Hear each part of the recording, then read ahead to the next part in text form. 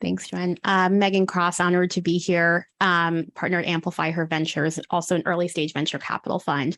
And so a few things come to mind. I mentioned I'm honored to be here.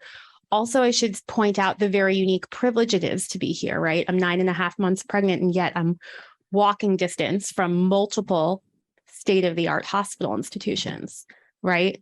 And it's not lost on me how unique that is. So when we think about impact investing, how can we sort of open up that access at scale globally in a way where we're not, in a way that's easier and more efficient through technology, through the technologies that we're all investing in?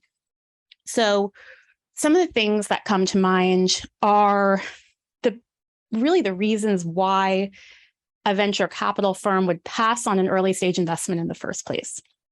And I'll give some transparency into that process for those who aren't as familiar on a day-to-day basis, like many of us here are. So when we're making an investment, at the early stage at least, we're looking for the team that can pivot over time, the enormous market opportunity. And really, the bigger the market opportunity, the more impactful feasibly it is, right? And the solution that's scalable for that. But as we're going through that process, we want to whittle down all of the risks into, let's say, 1 to 2 variables that we could ultimately rationalize, and we could ultimately solve for and grow with the company over time to solve. And oftentimes, the variables that we can't at the early stage are they fall into 3 very opaque buckets. And those are regulatory hurdles, commercialization obstacles, really time to commercialization, the capital that it will cost in order to get to that next stage. And what was the third one? Sorry, my memory. Oh, yeah. And really just the capital infrastructure needed for the hardware itself, for that supply side building. And I look around the room and there is a lot of key players here who can help with all of this. So here are some thoughts on how we can really mitigate a lot of those obstacles in order to expedite all of this technology that can scale the access that we're talking about.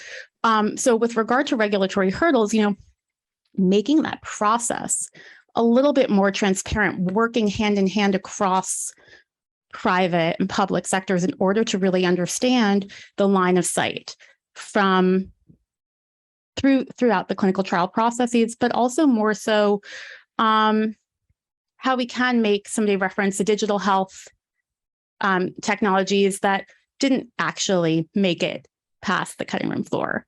For example, we're invested in a company that actually makes it hyper efficient to connect clinical trials with the patients that are appropriate for them. Because right now, clinical trials go unfulfilled every day. It costs pharma companies up to $8 million every day in unfulfilled clinical trials. So if there is a way to make these processes and these communications more hyper efficient. And then in terms of time to commercialization, I think about the work that we're doing with academic research institutions and sort of the tech transfer offices. How, in the past several years alone, there has been enormous strides across academia in how tech transfer has been restructured.